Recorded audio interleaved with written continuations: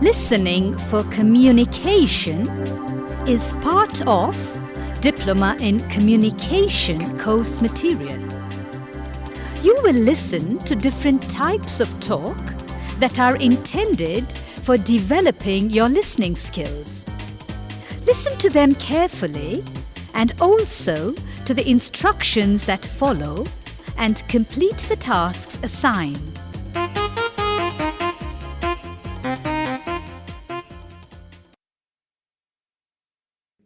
Module 4, Optional 2, English for Media.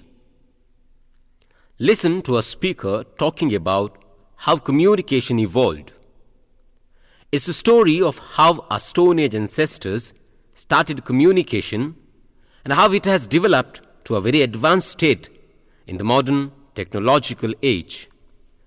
Listen carefully and answer the questions based on it. When primitive man learned to make others understand what his vocal sounds meant, the process of communication started. But when he learned to put the sounds together into language and started speaking, is something we can never really know. We can only wonder and guess. Once the ancient tribes started speaking, that is when they started preserving their history. At that time, there was no written language, and so they preserved it in the spoken words and songs. People told the stories over and over, so listeners would remember them and tell them to their own children. Most of these stories were about how life and death and earth and humanity were thought to have begun. So, the stories became myths and legends. Apart from storytellers, there were minstrels who did what books and newspapers do today. They wandered from one court to another, giving listeners stories and news in the form of ballads. This kind of communication went on for some time. But both the storytellers and minstrels faced a problem. It was how to save knowledge for the future and/or communicate at a distance. For this, they realized they needed written language, and the first step towards this was taken by the Stone Age man. During Stone Age, in order to record information, men carved pictures of animals on the walls of their caves. This was not writing as we know it, but writing did grow out of picture making. As we see, there were picture symbols that stood for things or ideas. The Chinese still use a very complicated form of picture writing. Soon, these pictures were replaced by words when man invented real writing. Next step was to invent a written language in which each sign stood for a single sound instead of for a whole word. That is how alphabets were formed. The word alphabet itself comes from the first two letters of the Greek alphabet, alpha and beta. Now, listen further and answer questions 6 to 10. When man learned to write, he had to have something to write on and something to write with. Initially, people used clay tablets or a tablet coated with soft wax. Later, the Egyptians made a glued kind of paper from the papyrus plant, which grew along the bank of the Nile. The Chinese knew how to make paper from bamboo, silk linen. But there was very little communication between the Orient and Europe. Only when Marco Polo visited China in the 12th century did Europe learn about the invention of paper. Once Europe learnt about paper, the art of paper making spread rapidly. Fine quality paper is still made from wraps, but we make far more paper from wood. The Chinese and Egyptians were also the first to use ink for writing. Soon, writing tools like pen, points of metal, and ballpoint pen were invented so that people could write and save information for the future. But when once printing was invented, there was a great revolution in communication and education.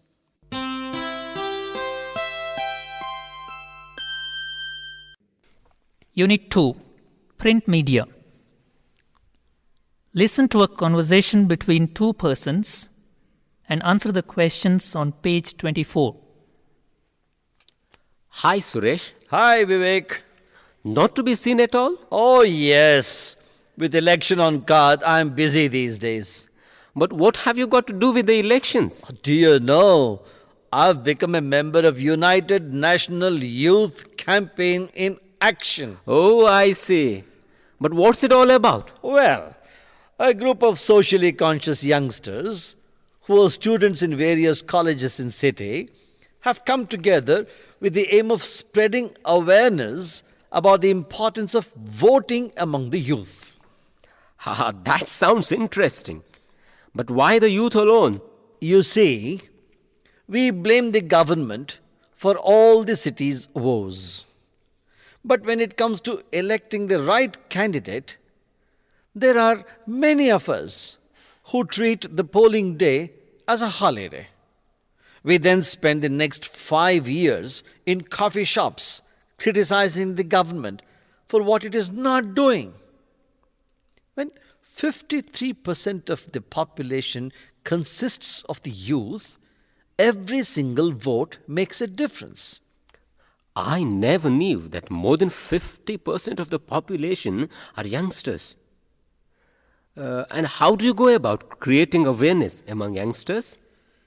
As a first step, for the next 10 days, we will ask all whom we meet, and especially the youngsters, and ask them whether they have received their voter ID. If they haven't, then we will ask them to fill up Form 6, submit it, and then help them to get their voter ID. We will also help them to identify which ward they belong to and give them information on the candidates standing for elections in their area. A good job indeed, Suresh. Well, then get in on campaigning. As part of the campaigning, we'll be organizing seminars, debates, and discussions at public venues as well as in corporate offices on issues related to voting democracy and politics.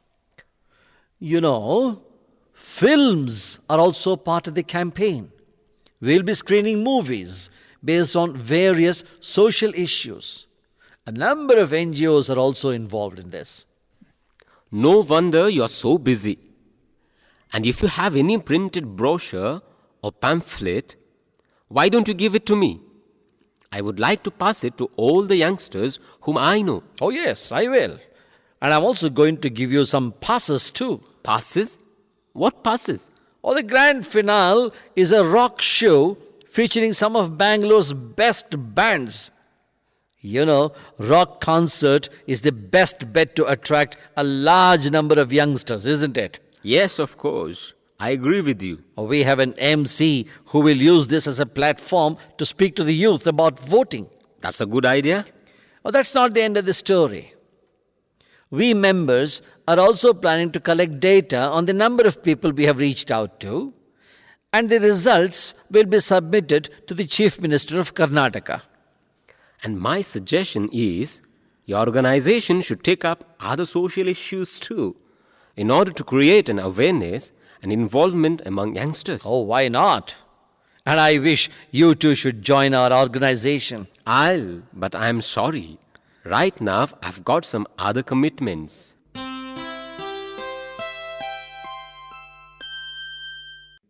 Unit 3 Oral Media. You will listen to the members of a resident welfare association discuss some facilities to be provided to the residents. Listen and answer the questions given on page 41. The president of the association, Mr. Balram, starts the meeting. Good evening, everyone. Welcome. Shall we begin? Yes. Has everyone got a copy of the agenda?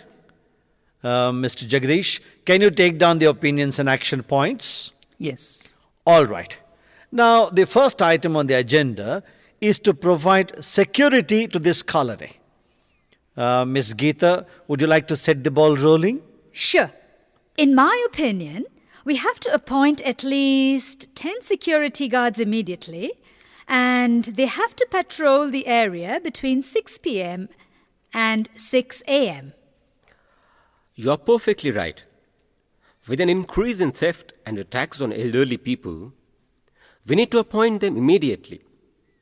But I'm afraid, considering the cost involved, we should have just 6 guards instead of 10. Oh, what do you think about it, Mr. Prakash? Yes, I agree with Mr. Raghu. We have 3 main roads and 2 crossroads.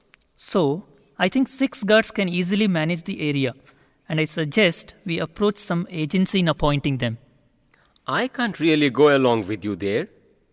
I think we can appoint them directly without going through an agency so that it would work out cheaper. I think you're wrong.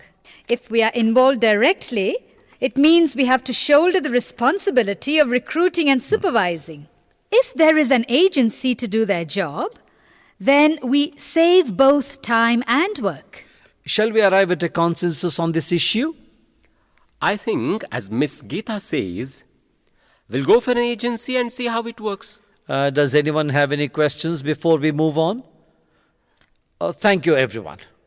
Now, shall we move on to the next point in the agenda, which is about garbage collection? Sorry. Can I interrupt for a moment? Yeah, please, go ahead.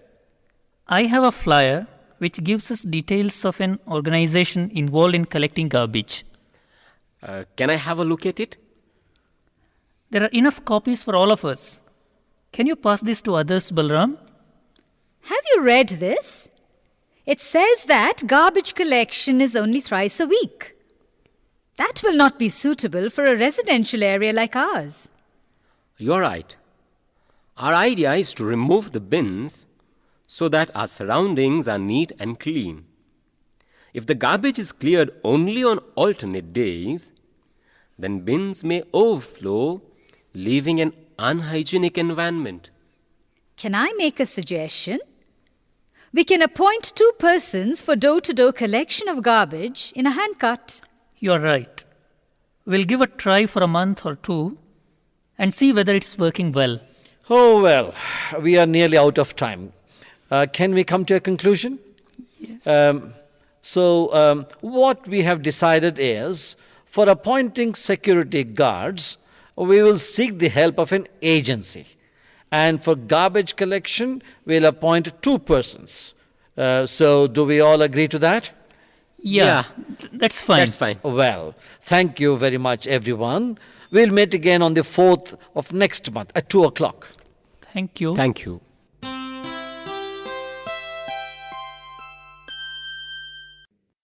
Unit 3 Oral Media. Now listen to an interview a salesperson has with a prospective buyer. As you listen to the interview, write down the questions on page 44. Good morning, madam. Good morning. Do you own a washing machine? Yes. What brand is it? Live all? Is it fully automatic? No, it isn't. Are you happy with it? No, not exactly. Why do you say so? Rinsing is manual and that sometimes is inconvenient. I have got something, madam, that will solve your problem. Would you like to try it? Yes, of course.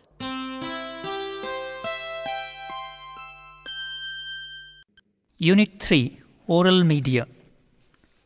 You will now listen to excerpts of 3 interviews. Listen to them carefully and write down the questions alone asked in each of them. Interview 1. Good evening, madam. Good evening. This is the third time you are taking part in Olympic Games.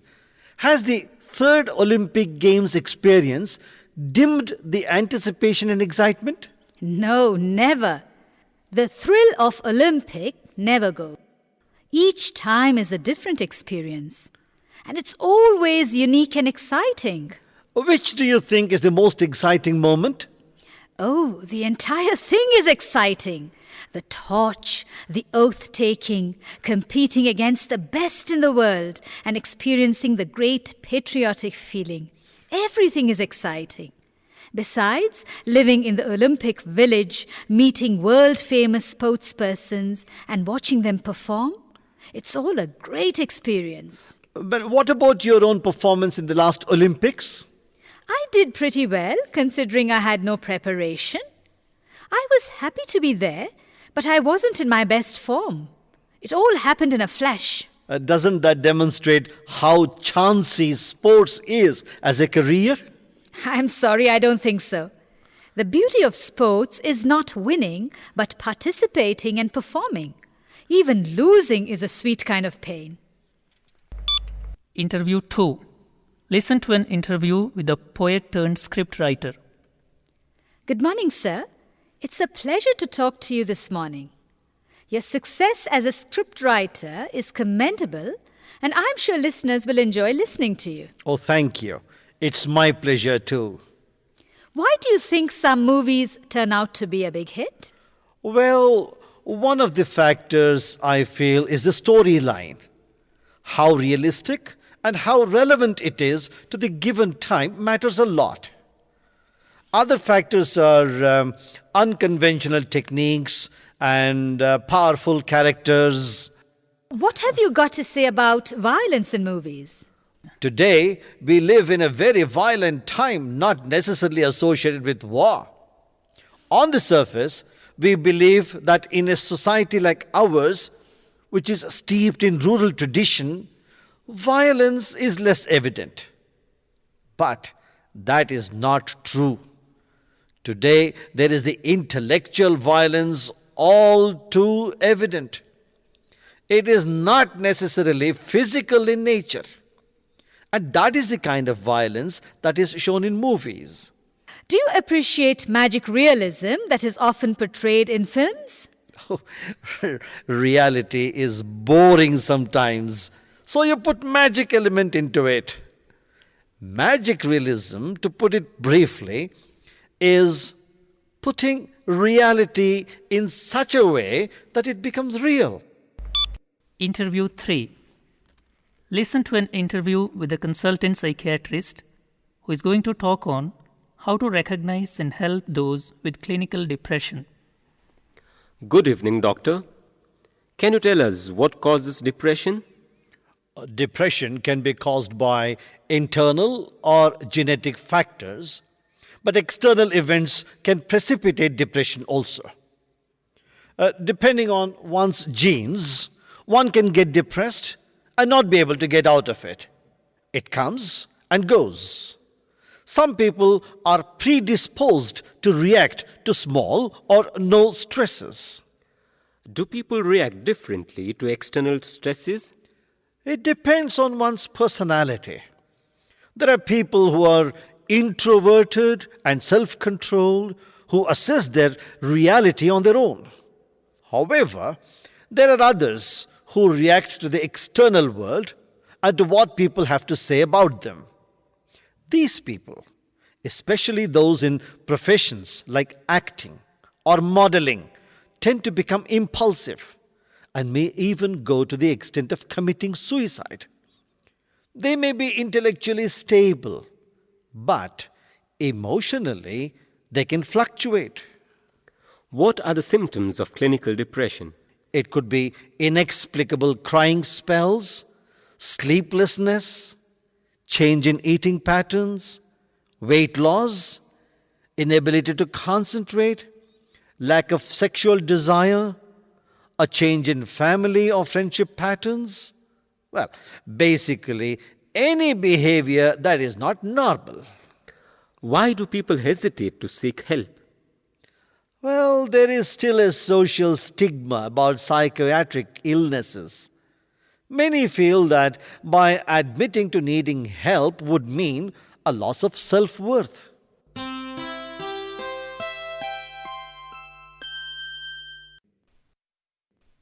Speaking on a telephone is different from interview or meeting, mainly because it's not face to face. So everything depends on a friendly tone and voice. Listen to these telephonic talks. Conversation 1. In falling intonation to create a rude and impolite tone. Hello, who is speaking? Hello, this is Mrs. Ramesh. Can I speak to Mrs. Leela, please? Oh, she is not at home. When will she be back? I don't know. I've got to pass on some message. Can you ask her to contact me on my mobile as soon as she comes back? Okay. My mobile number is... Just a moment. I'll get a paper and a pencil.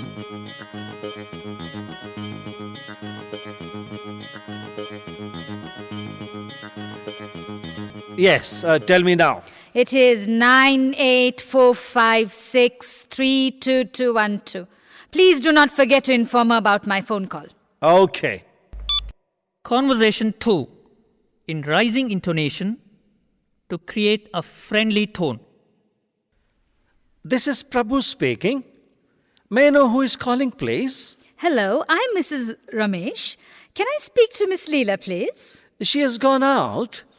I'm her son speaking. Would you like to pass on any message? Oh, yeah. I'm your mother's colleague. We were supposed to go to Mysore tomorrow. Can you inform her that the trip has been postponed? In case she needs to contact me, she can contact me on my mobile. Can you tell me your mobile number, please? It's 9845 632 212. Thank you. Have a nice day. Thank you. You too.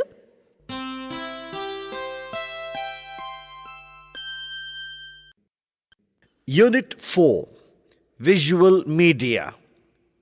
Listen to a report on a survey conducted among employed youngsters to find out how much they spent on fast food per week, per person. Listen carefully and fill in the blanks on page 65. I'm here to talk about a survey conducted in 2004 in this city to find out how much money youngsters spend in a week on fast foods and soft drinks. Most youngsters were in the age group of 18 to 27, and all of them were employed. However, for the sake of collecting accurate data, they were classified into 3 groups: high income group, average income group, low income group. Youngsters who earned more spent more on fast food and soft drinks than the other income groups. They spent rupees 80 on burgers, which was twice the amount they spent on soft drinks. They spent rupees 30 on potato chips. Totally, they spent rupees 150 per week per person. The average income earners spent slightly more on soft drinks than on the other 2. It was rupees 50. However, they spent only rupees 30 on burgers and rupees 20 on potato chips.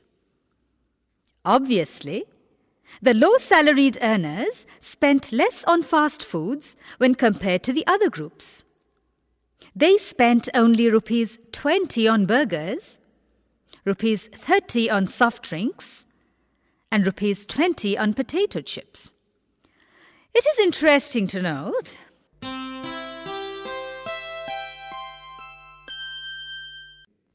Module 4, Optional 3, Business English. Unit 1, Business Giants of India. Listen to a report on some prominent business companies of India and note how the following words are pronounced.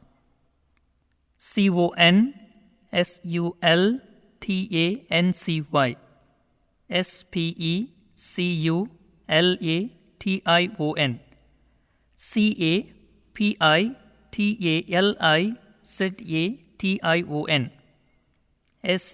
STRATOSPHERIC, DIVIDEND, BUSINESSES,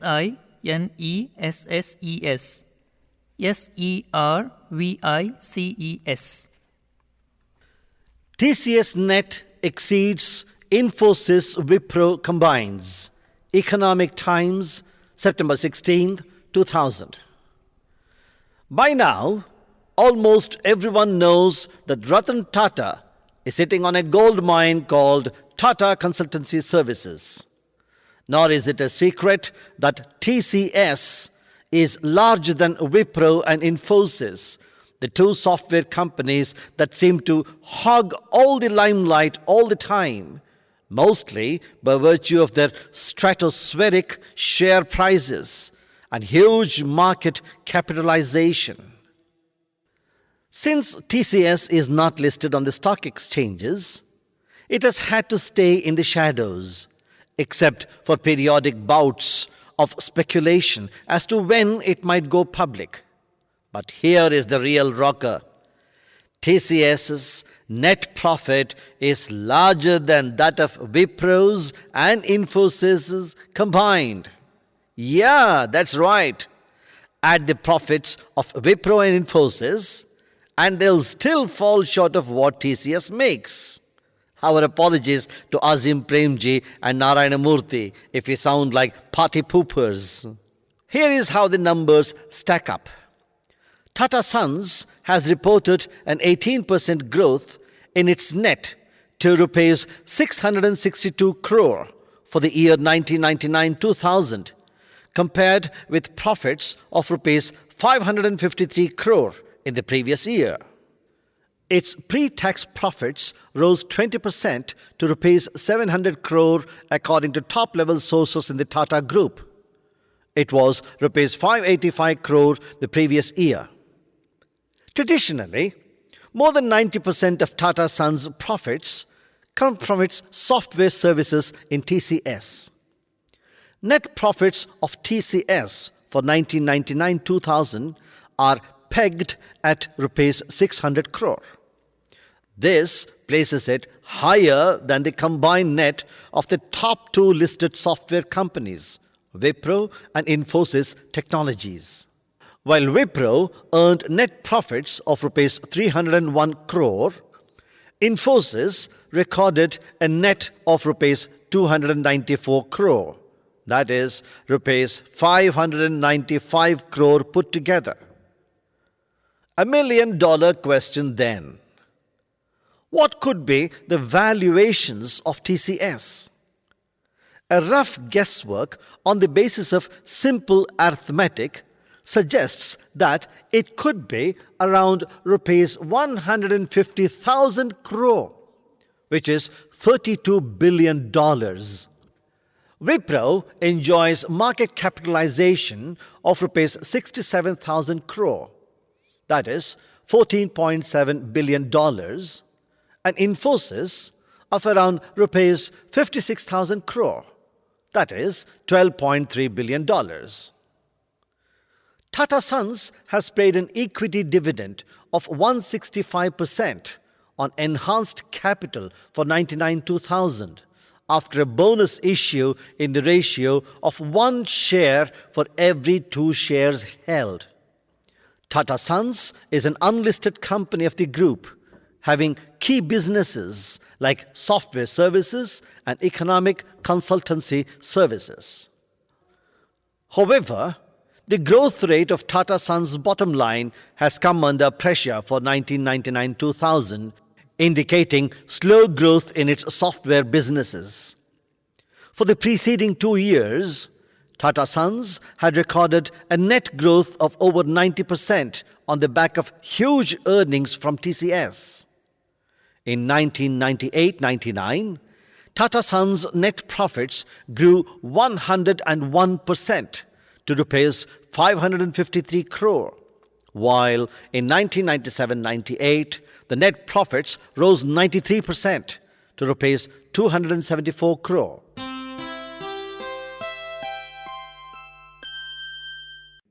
Unit 2, Getting Hired.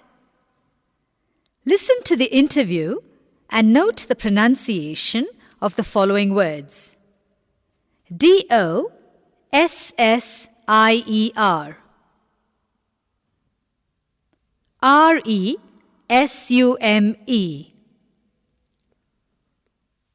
FAMILIAR,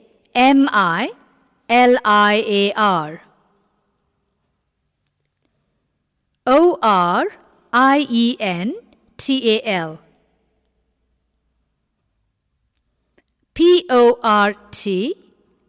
PORTFOLIO,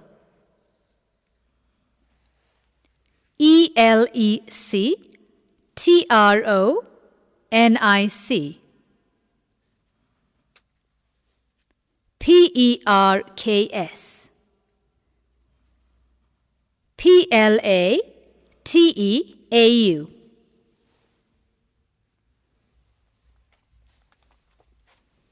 Sumit Mitra is an MBA graduate from Stanford University. He works for 6 months at the ICG Incorporated, but quits because he does not find the job challenging enough. He applies to Gemtex Incorporated for the position of financial consultant and gets an interview call. Sumit gets the FaceTime with the human resource manager, Christopher Carrington. Good morning, Mr. Mitra. Please be seated. Thank you, sir. Can I see your dossier, please? By all means, Mr. Carrington. Here they are. Very impressive. Now, you've mentioned in your resume that you are familiar with Japanese. Is there any other Oriental language you are familiar with? Well, I'm trying my hand at Chinese as well. I hope to become comfortable with it within a couple of months or so. That's nice. Do you have your portfolio? Yes, I do have a portfolio.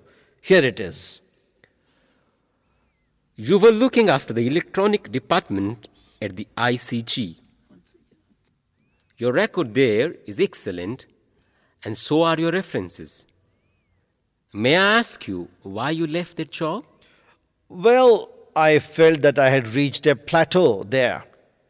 I really believe that I have the talent and the skill for a lot more challenging kind of work, which I am sure I can get in your company. All right, Mr. Mitra. Suppose you are hired with us. What sort of salary would you expect? I guess within the range of 3 grand, with the usual perks. I think you are a little green for that. What would you say if we offer you 2 grand with perks? I would say yes. Let's shake hands on that. So, when can you start? From the 1st of next month, I suppose. You see, I'll have to give a 3 weeks notice to my present employers. Great. So, Mr. Mitra, I wish you all the luck and would look forward to having you work with us. So would I. Thank you, Mr. Carrington.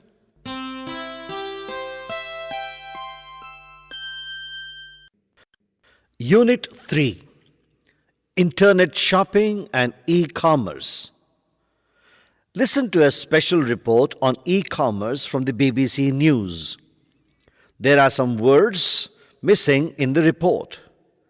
Please look at the tape script on page 132 and while listening, guess the words that fill the gaps. Worried about putting your credit card online? Or maybe you're just new to the net.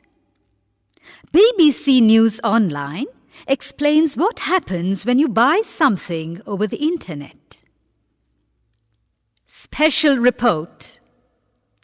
Are we ready for e-commerce? 1. Jane decides to buy a book. At an online bookshop, she dashes the book and decides how to pay. Credit card, debit card, or electronic cash. Using secure server software, the website encrypts the order, title, method of payment, shipping location, and sends it across the net to the web storefront. Number 2. The bookshop receives Jane's order, checks on availability, and dash for its bank to check Jane's credit.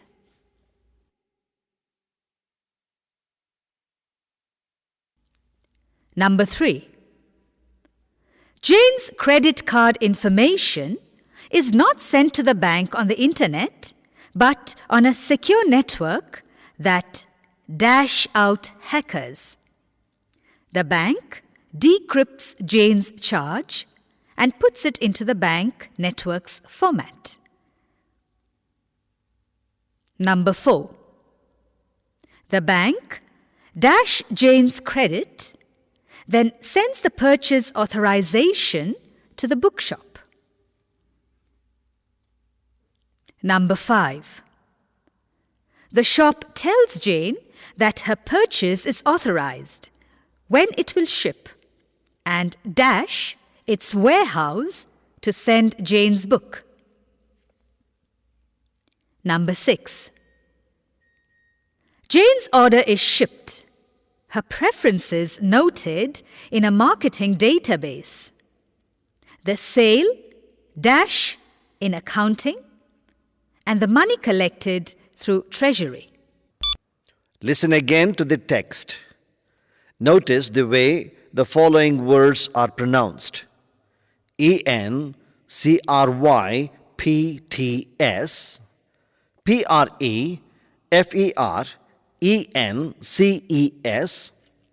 NETWORKS, WAREHOUSE, DATABASE,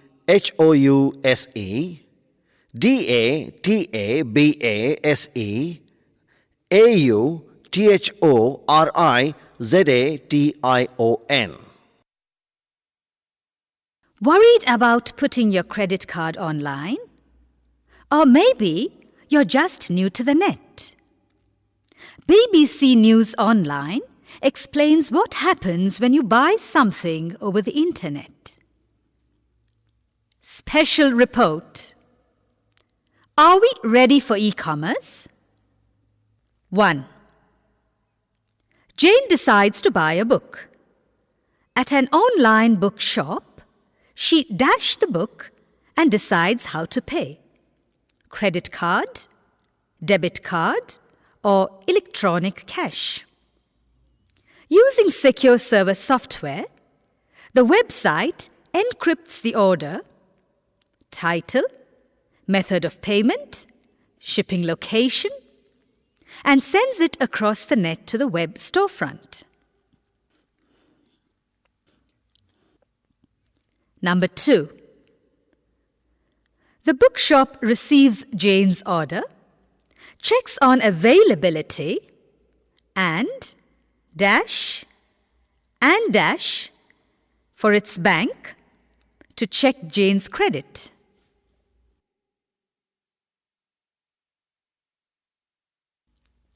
Number 3.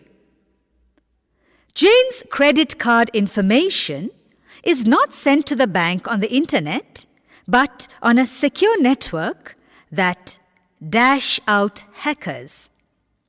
The bank decrypts Jane's charge and puts it into the bank network's format. Number 4. The bank dash Jane's credit, then sends the purchase authorization to the bookshop. Number 5. The shop tells Jane that her purchase is authorized, when it will ship, and dash its warehouse to send Jane's book. Number 6. Jane's order is shipped, her preferences noted in a marketing database. The sale dash in accounting, and the money collected through treasury.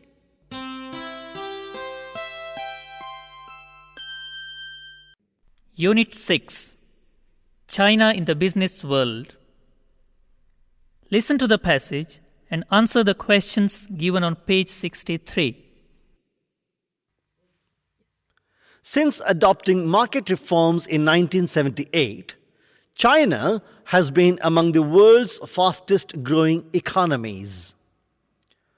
Despite China's commitment to and success in developing human resources with good English language skills, companies that are serious about doing business in China should supply company information in Chinese and be prepared to initiate contact in Chinese. Having Chinese language material prepared and a Chinese speaker or interpreter available makes a great first impression and demonstrates that a company is serious about doing business in China.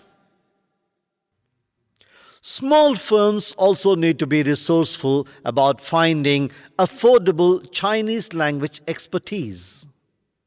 For initial oral communication, a number of companies have used Chinese-speaking employees from other parts of the company to help with sales and marketing to China. One business has an individual responsible for placing sales calls to China stay late at the office to introduce the company during business hours in China. Another transferred a Chinese American from the factory floor to the marketing department to handle Chinese customer accounts. Interestingly, once contact was made in Chinese, several companies indicated that they then conducted routine business in English via email without a problem. Similarly, successful companies normally invest in developing Chinese language material about their companies and products. Companies worked with their distributors on the translations, used outside professional firms, or used their US staff to produce business cards, brochures, and other materials. The commercial service can help companies find translators.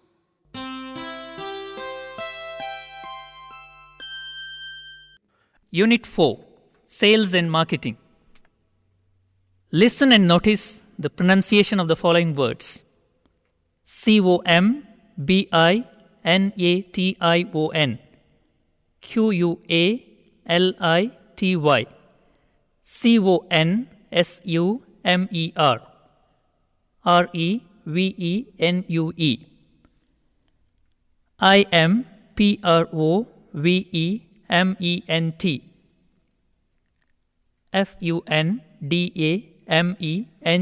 FUNDAMENTAL, UPGRADE, COMPETITIVE, QUARTERS, ECONOMIC. HLL wraps goods in better packs.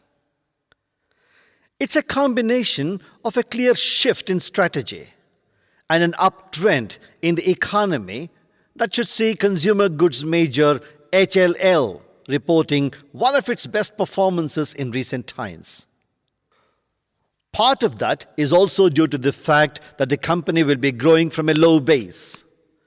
Analysts expect the company to record a 15 to 17% jump in net profit and a 10 to 12% jump in its sales.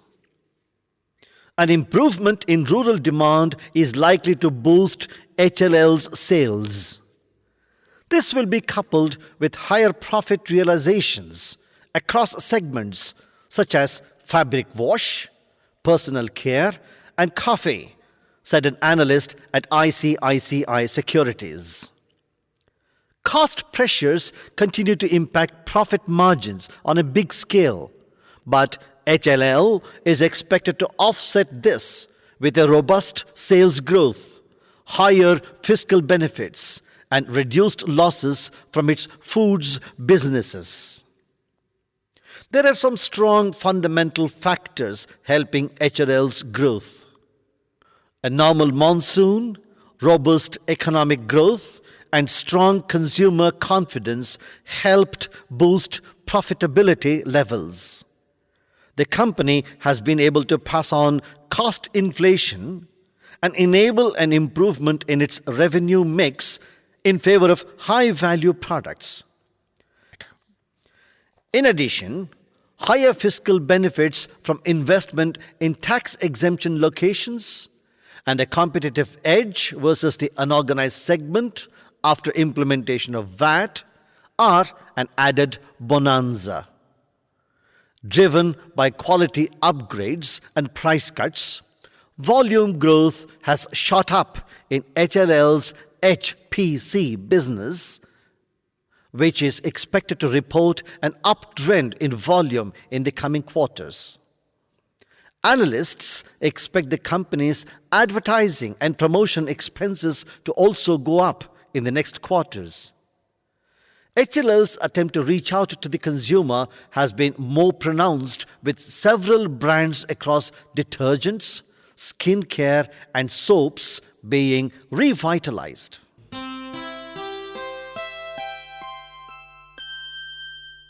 Unit 8. Celebrity Endorsements.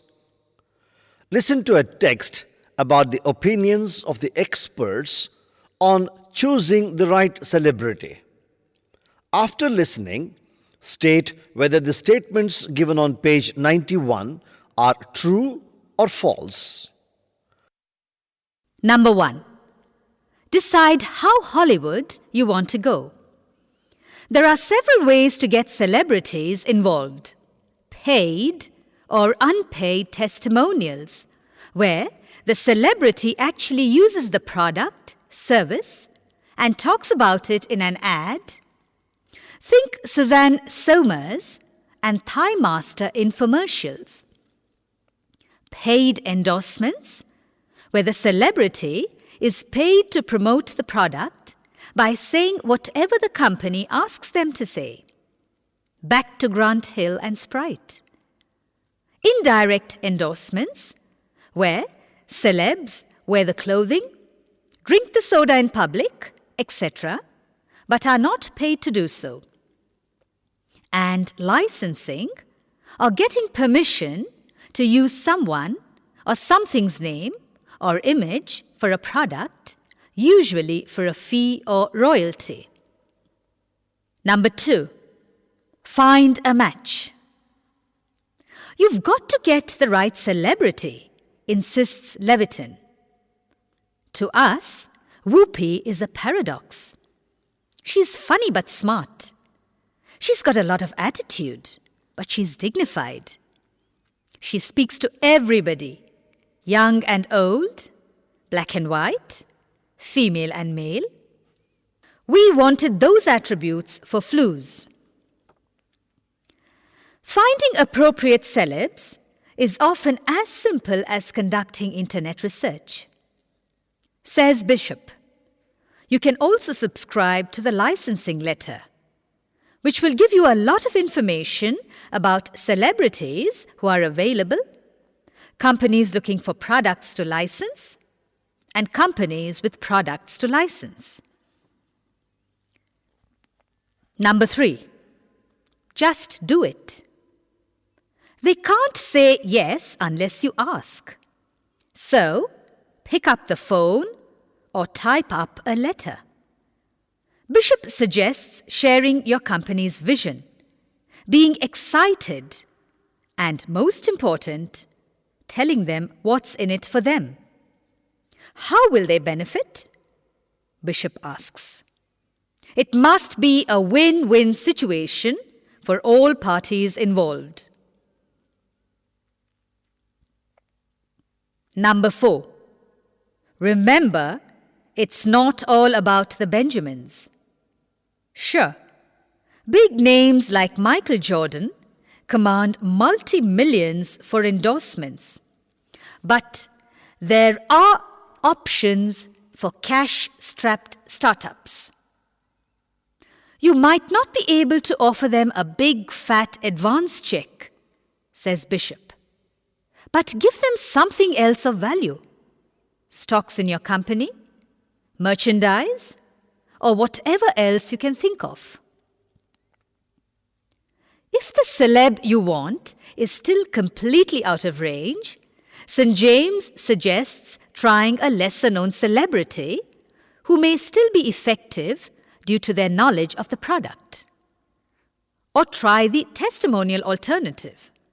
If startups can, get the celebrity to try the product and use his or her comments in the testimonial ad, says St. James, that may be a way of securing an endorsement. Number 5. Make a date.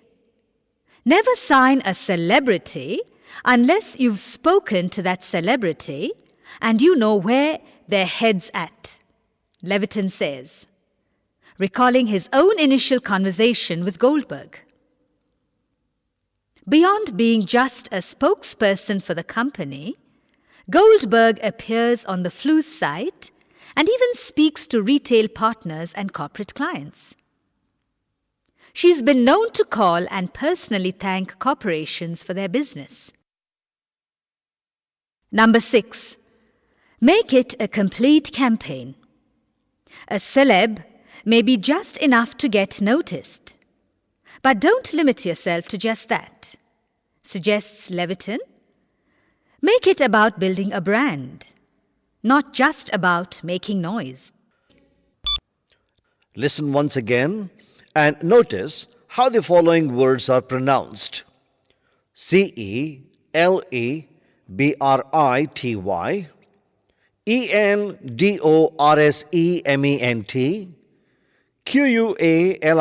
TESTIMONIAL, MERCHANDISE, LICENSE, SPOKESPERSON. Number 1. Decide how Hollywood you want to go. There are several ways to get celebrities involved. Paid or unpaid testimonials, where the celebrity actually uses the product, service, and talks about it in an ad. Think Suzanne Somers and Thai Master infomercials. Paid endorsements, where the celebrity is paid to promote the product by saying whatever the company asks them to say. Back to Grant Hill and Sprite. Indirect endorsements, where celebs wear the clothing, drink the soda in public, etc., but are not paid to do so. And licensing, or getting permission to use someone or something's name or image for a product, usually for a fee or royalty. Number 2. Find a match. You've got to get the right celebrity, insists Leviton. To us, Whoopi is a paradox. She's funny but smart. She's got a lot of attitude, but she's dignified. She speaks to everybody, young and old, black and white, female and male. We wanted those attributes for Flus. Finding appropriate celebs is often as simple as conducting internet research. Says Bishop, you can also subscribe to the licensing letter. which will give you a lot of information about celebrities who are available, companies looking for products to license, and companies with products to license. Number 3, just do it. They can't say yes unless you ask. So, pick up the phone or type up a letter. Bishop suggests sharing your company's vision, being excited, and most important, telling them what's in it for them.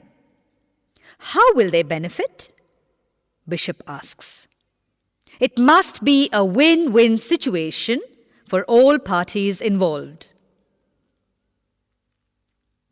Number 4, remember, it's not all about the Benjamins. Sure, big names like Michael Jordan command multi-millions for endorsements. But there are options for cash-strapped startups. You might not be able to offer them a big fat advance check, says Bishop, but give them something else of value. Stocks in your company, merchandise, or whatever else you can think of. If the celeb you want is still completely out of range, St. James suggests trying a lesser-known celebrity who may still be effective due to their knowledge of the product. Or try the testimonial alternative. If startups can, get the celebrity to try the product and use his or her comments in the testimonial ad, says St. James, that may be a way of securing an endorsement.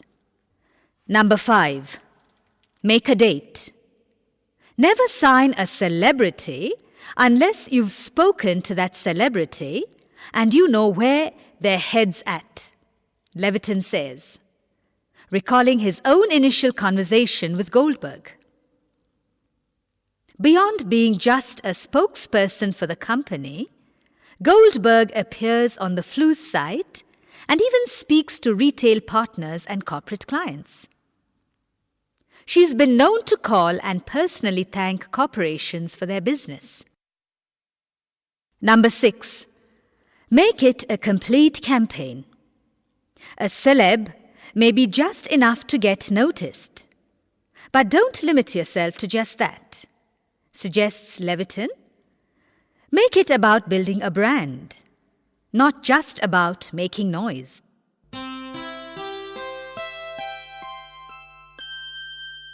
Unit 9, Global Economy.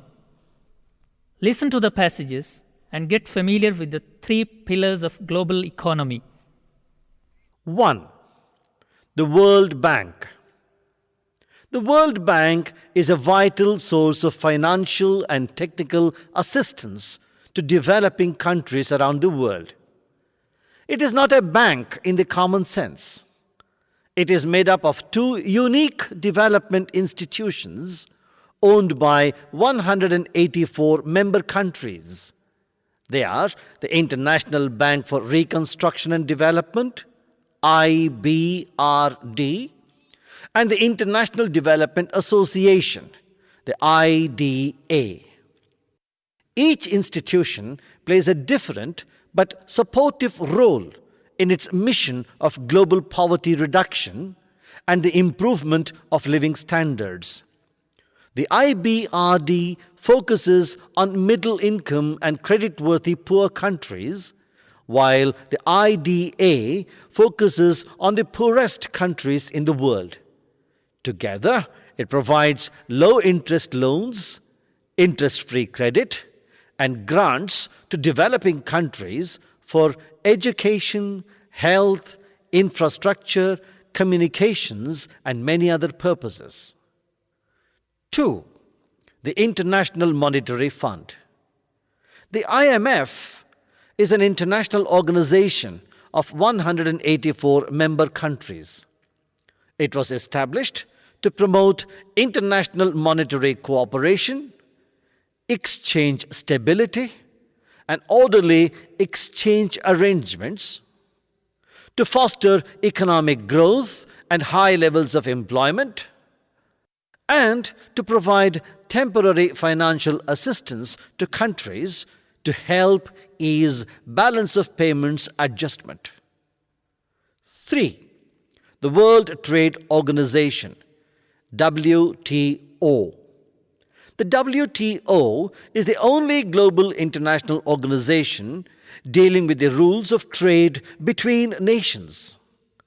At its heart are the WTO agreements, negotiated and signed by the bulk of the world's trading nations and ratified in their parliaments. The goal is to help producers of goods and services, exporters and importers conduct their business.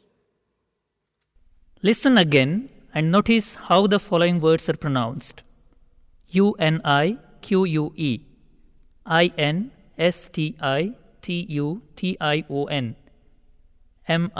ESTABLISHED, EXCHANGE, ASSISTANCE,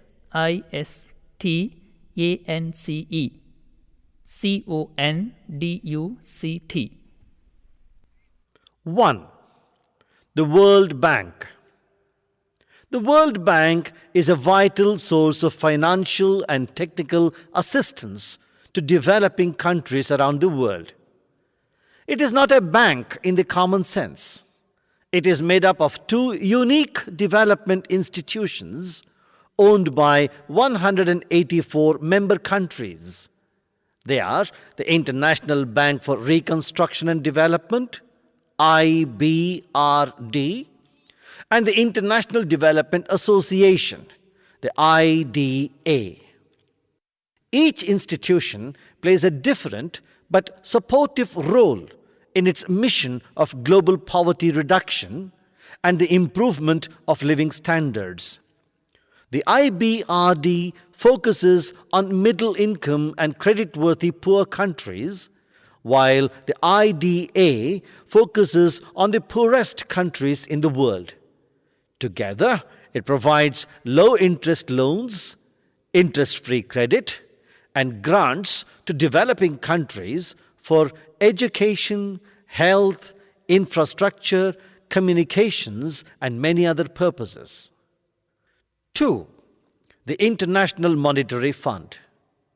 The IMF is an international organization of 184 member countries.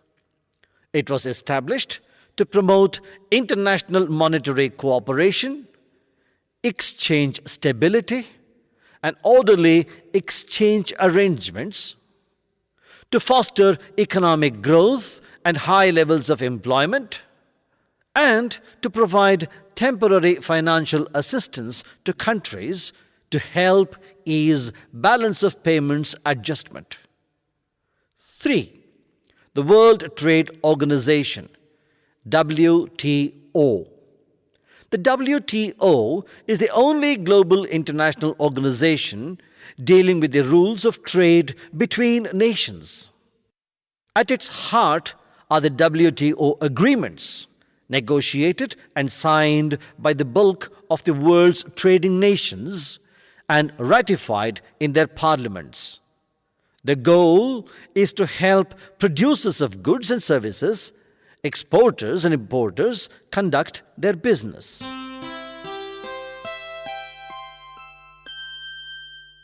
Unit 10. Insurance. Listen and get acquainted with insurance glossary. Actual cash value, ACV. Actual cash value is a term used in the insurance industry. Blanket insurance. Blanket insurance, as the term probably implies, is a policy that provides insurance cover for more than one item. Captive insurance company. A captive insurance company is an insurance company that is captive, that is, owned or dedicated to another entity. Indemnification. Insurance policies can be written with an indemnification clause. Loss of use. Loss of use is the loss that you undergo because of not being able to use something. Products liability. Products liability is the liability for harm arising from a product that a manufacturer produced, sold.